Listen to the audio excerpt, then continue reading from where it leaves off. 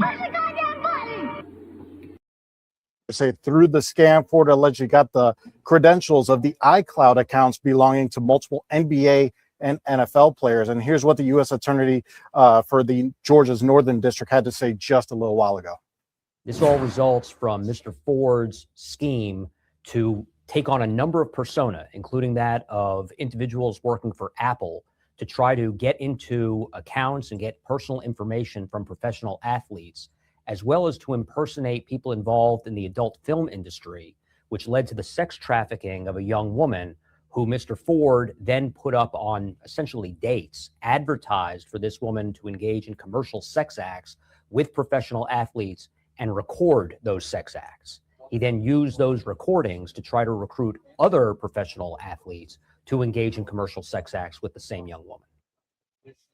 Yeah, we did reach out to Ford's public defender in this case, but we haven't heard it back just yet. Right now, federal prosecutors say that Ford faces counts that include wire trafficking, aggravated identity theft, and of course, sex trafficking. And Ariel, prosecutors say that the sex trafficking count alone carries a minimum of 15 years in federal prison with the possibility of life without parole. Incredible, Ray. And, you know, I was reading through the news release based on this indictment.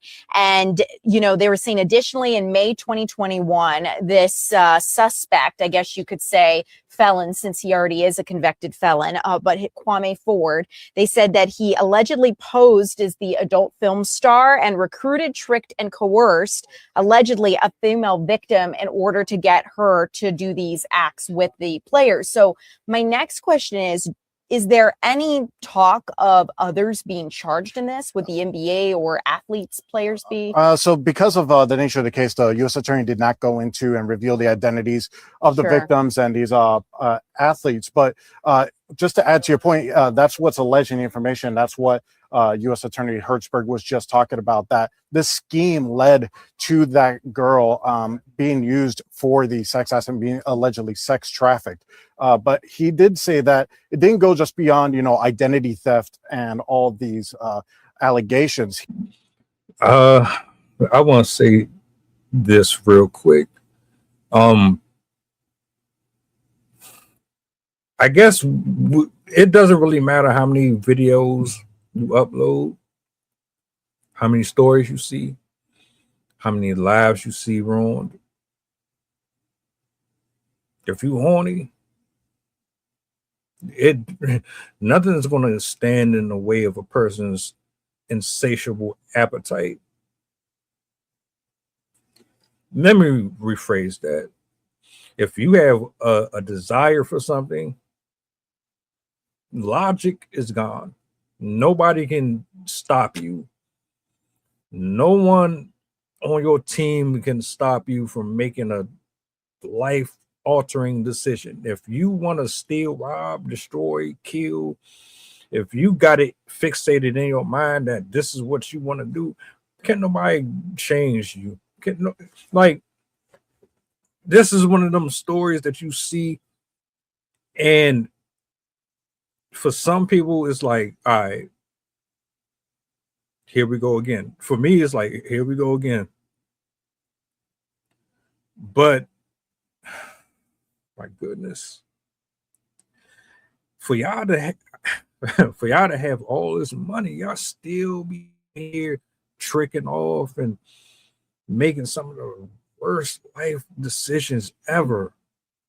It's like, my nigga, how do you still end up in these type of situations with the caliber of women that are around you or available to you?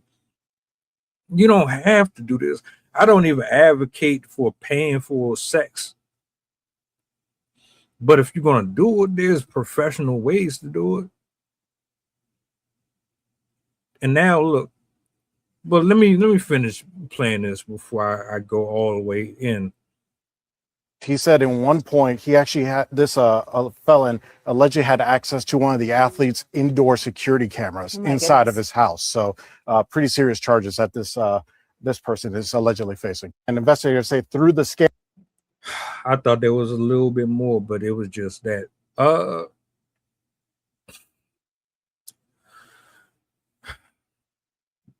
People don't want to work no more.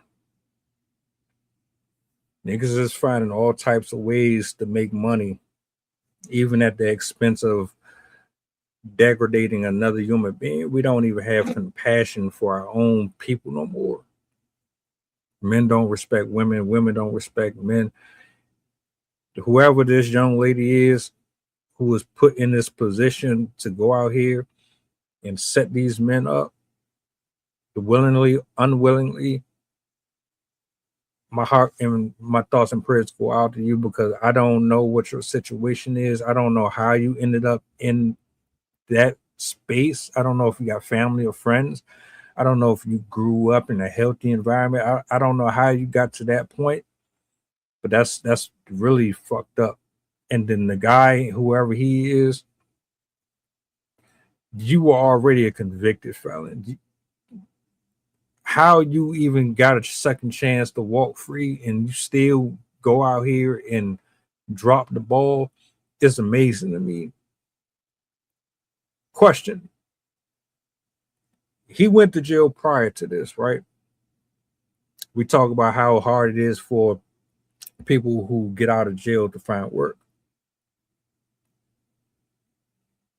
Would you make this an argument that this is exactly why it's so hard for them? Now, we can't say everybody who comes out is like that, but I think my question stems from the fact that, well, how can I frame this? He's one of those people who will complain and cry and beg for mercy and say, you know, give me another chance. And then they do the complete opposite.